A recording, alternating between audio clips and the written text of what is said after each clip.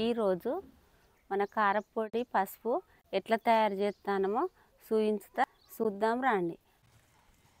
ఇట్లా రోజు పొద్దున 6 గంటల నుంచి 9 గంటల దాకా మేము తొడిమలు తీస్తాము. తొడిమలు తీసుడు అయిపోయినాక తొడిమలు గోడవతల పోతాం. మిరపకాయలు పలసగా స్లాబ్ మీద ఎండబోతాము. ఇప్పుడు సాయంత్రం 6 అవుతుంది. మిరపకాయలు ఎండినాయి ఎట్లా తెలవాలంటే ఇగో ఇరగాలి. ఇరిగితే కారపొడి మంచిగా వస్తుంది. ఇక ఇప్పుడు కారపొడి పడతా.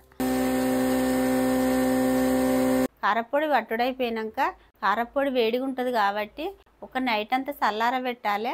చల్లారి పెట్టినాక ప్యాకెట్లు చేస్తే ఎన్ని రోజులైనా ఖరాబు కాకుండా ఉంటుంది.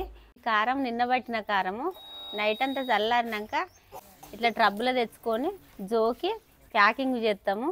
ఈ పసుపు దేశవాళీ చిన్న పసుపు కొమ్ముల్ది జగిత్యాల దగ్గర ఒక రైతు దగ్గర తీసుకున్నాం.